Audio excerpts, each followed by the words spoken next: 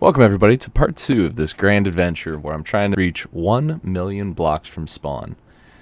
As you can see, I'm not all that far from spawn. Spawn is actually just right back in that jungle there. But that's okay, because before we get too far away from where we started, we're going to gear up a little bit. So it's a little bit easier to survive and easier to make it out a little bit further. Because we're in the Java edition, there's no far lands, although we are going to be seeing some weird generation, because even in Java here, generation gets a little bit funky, just not quite as funky as in Bedrock. Today is the day that we get that villager breeder set up that I alluded to in the last episode, and also while we're going to be here for just a little bit, I'm going to start out with making a new house for myself that is not one of the villagers' houses. I've got a little bit of inspiration from the savanna biome that's around us, so let's see what we can do with that. I'm also going to be doing a little bit of a montage later on in this episode, so that we can get some nice resources. And with that, let's go!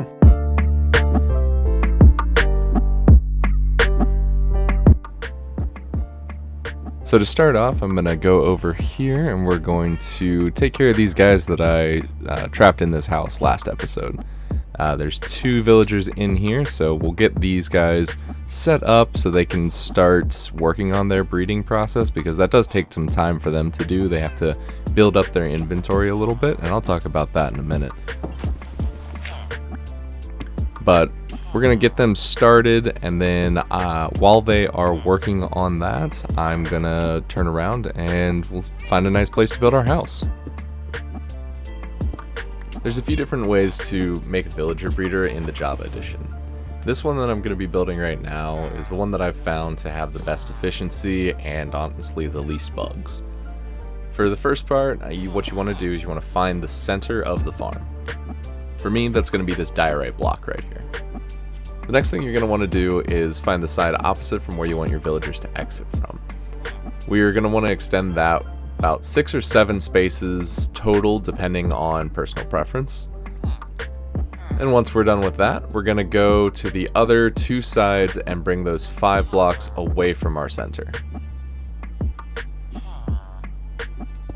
So the reason for the footprint of the farm is we're getting maximum space. If I put down this water block here, and then I hoe out 4 blocks, and then I'll put in my 5th one right here, and then if we wait here a second, the 5th block away from the water source isn't being touched by it, so it dries up. So what we can do is we can go 4 blocks in all directions from that water source, and all of the plants that get planted in those blocks are going to grow a little bit faster. Next thing we're going to do is drop the walls down and connect the ceiling.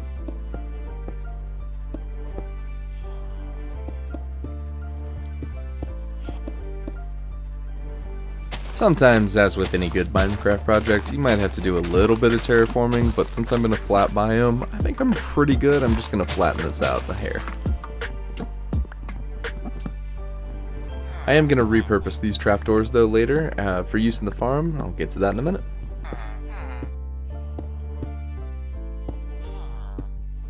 And last but not least, we're going to make this house a home by connecting up the lower portion of the wall so that we can't let any villagers out. And now we can bring the walls around to what's going to be the front of the build. Usually this is just a big box that can be decorated however you want it to be.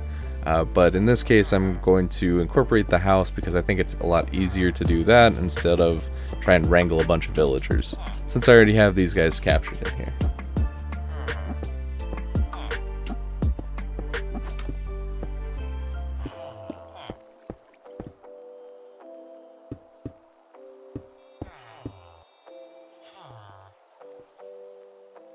Well, look at that. Looks like we've got a volunteer.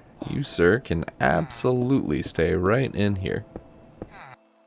Now that I've made the area safe for all the villagers and nobody can run away from me, I can let them out of the house. But before I do that, I'm actually going to sleep just because I haven't put a roof on this place yet. Speaking of roofs, that's the first thing I'm going to do this morning is put a roof on this build so I don't have to worry about that again.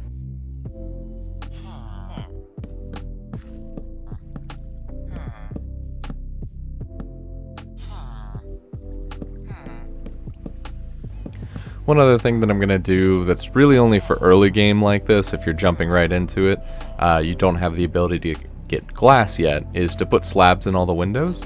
That's going to prevent any baby zombies from jumping in and just ruining the entire farm. It's also going to prevent any of the baby villagers from running away, which is really the whole point in the end. Okay, now we can really focus on getting the rest of the house down. Excuse me, sir.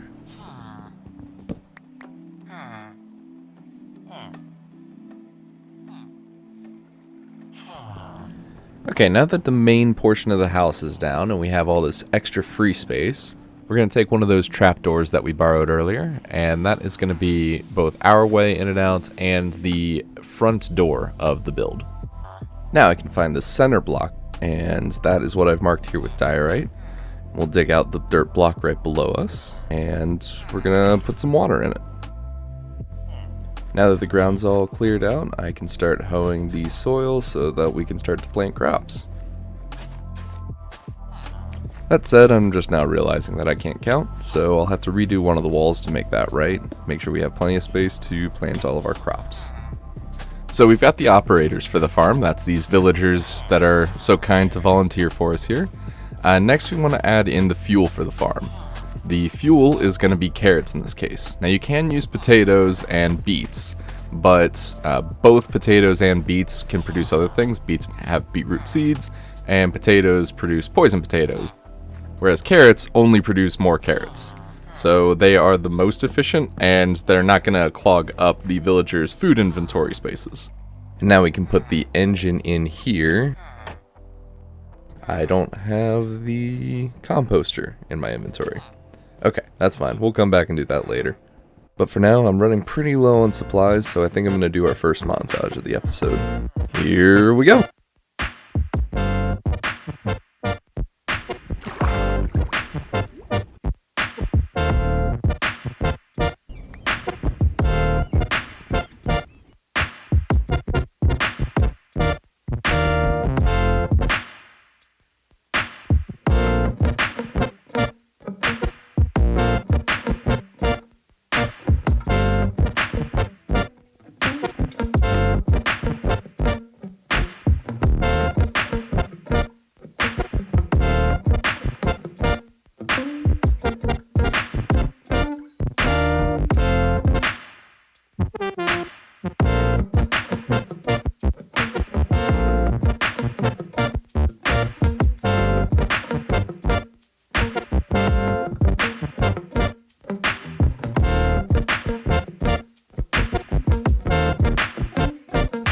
Coming back from getting all that iron you saw here and a bunch of stone that was too boring to put on camera, and we've got our composter. Now this is going to be the engine of the farm. So with the composter being a workbench for the villagers, one of them is going to pick up a job as a farmer.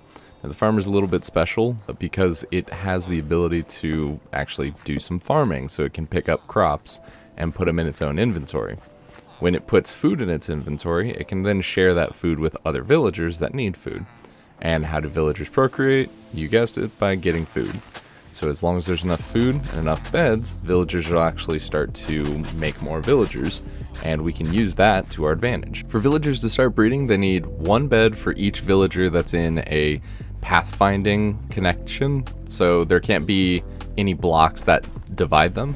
And in this case, that means 3, so I need at least 3 beds, 1 for each villager, plus at least 1 additional bed. Now you usually want to throw down a couple extra beds if that's the case, or if you even have those resources available, because sometimes villagers just can't pathfind to the other potential beds that are there, so they won't. So they won't register it, and that's usually what causes the farm to fail. Unfortunately, at this point, I'm kind of at a standstill with that project. I need to let the carrots grow so that the villagers can actually harvest them and get more carrots, and even plant the carrots that they've harvested.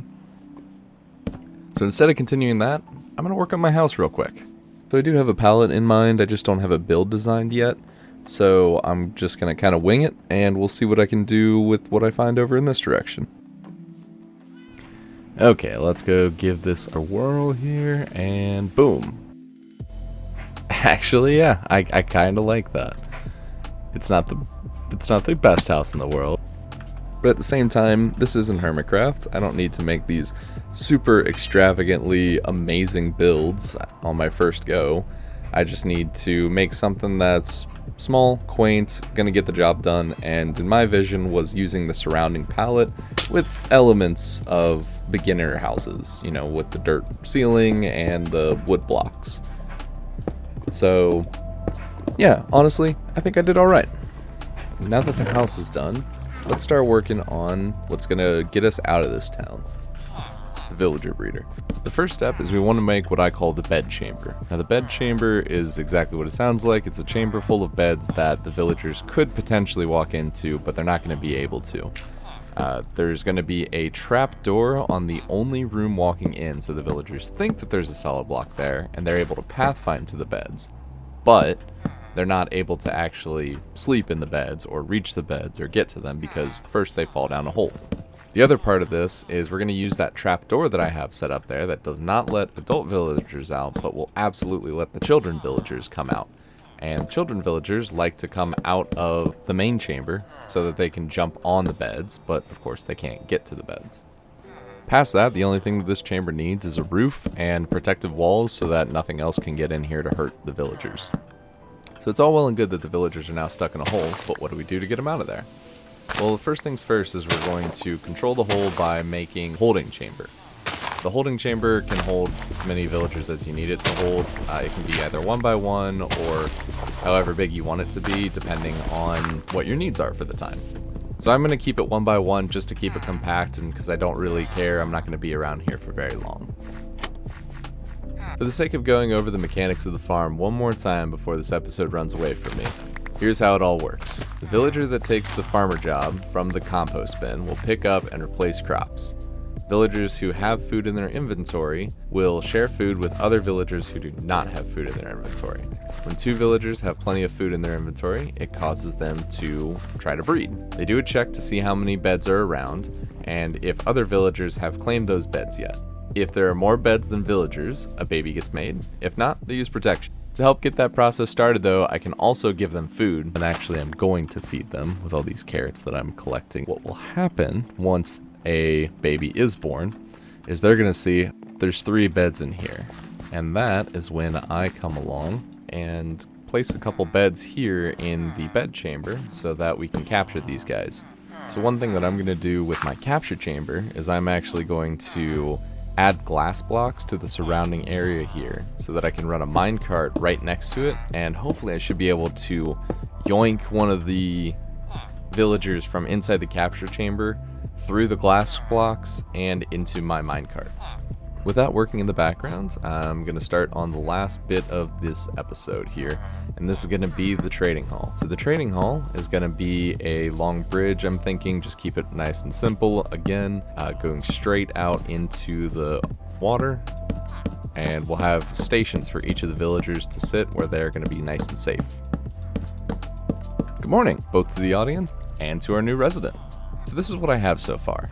I've got a bunch of planks out here to make it look sort of like a dock. We'll bring the villagers out here, keeping them on the same level, and stick them in their chambers where they're going to be blocked in by their workstation. So the first batch of villagers is going to be dedicated to being Fletchers. I'm doing this because Fletchers have the easiest trade to get early game without any kind of zombification, which is sticks. You can get sticks from anything. You can get sticks from bamboo, you can get sticks from trees, you can get sticks from leaves. Therefore, they're the best source for emeralds early game.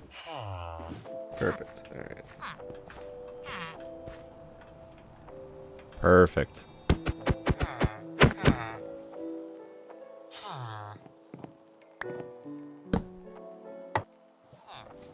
After enough time and diligence on working on this villager breeder, we have plenty of villagers to do our bidding. At some point during this whole thing, I made what is effectively the least effective iron farm possible. At a certain point during trading, I was buying so many iron pickaxes just to level up the tool worker that I had no idea what to do with all the iron picks. So I decided to smelt them all down into iron nuggets, craft them into iron ingots, and then sell them back to the toolsmith and the weaponsmith for a handful of emeralds per 4 ingots. Would not recommend that. That was very inefficient, especially because it used up a lot of my coal during the process. But hey, if you're really strapped for iron, there you go. And so begins a long, boring cycle. I chop some trees, I sell some sticks, I buy things.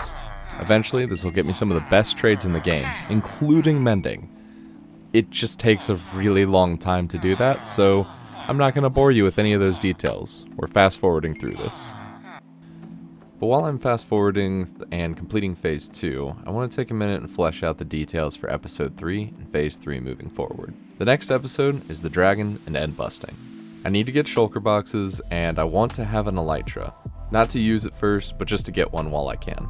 See, for those who don't know, strongholds only generate certain distances from spawn. I touched on this in the last video, but unlike every other structure in Minecraft, which infinitely generate, there are only ever 128 strongholds in a world, and they generate like this. This is really cool because it makes a stronghold both the rarest structure in the game, and because most players only ever explore one per game, one of the most neglected structures. I'm really bad with reading numbers out loud, so I apologize in advance, but for anyone who'd want to explore more of their strongholds, I'll explain how to read this chart so maybe you can find some more strongholds in your world. There are likely to be 3 strongholds between 1,280 blocks and 2,816 blocks from spawn. 6 between 4,352 blocks from spawn and 5,888. And that continues on until you're between 22,784 blocks from spawn and 24,320 blocks from spawn. After that, there are no more strongholds that will generate. And keep in mind, this is just the radius in which all the strongholds will spawn, so you could be 20,000 blocks away, and the strongholds that will have spawned in that 20,000 block radius could have all been 20,000 blocks south of spawn, but I'm traveling north. So if I would have just started marching, the further I got, the more likely I would have needed to do some backtracking. Which is why I was so happy to find a village so close to spawn to do this quick, easy setup early game. And now that the trading hall is all set up, let's really use it. Diamond pants, boots, and a chest plate with a handful of diamond tools seems like a really epic start. And now we're ready to fight the dragon. Except I might be getting ahead of myself. Really though, before I can do any of that, I need to go to the nether. And now that we have our diamond pick, I know just where to get the obsidian. This is going to take a minute. Side note, there's something I've been meaning to ask you. What should I name this cat? If you remember in the last episode, we adopted the cat, but I forgot to ask you what to name it. At this point, I don't know if it would be better for it to come with us, or if it should stay here. Either way though, it needs a powerful name. Something strong. Like? Or subscribe maybe? Nah, those are just middle names. But please drop a comment with your thoughts. Before I end the episode, I just wanted to send a thank you out to everybody who took the time today to watch my episodes. I'm really having fun making these, and I want to continue making them, and I hope that you'll continue watching them. So thank you so much, and before I get going here, I just want to remind everyone that life's an adventure, and don't forget to have fun. See you next time.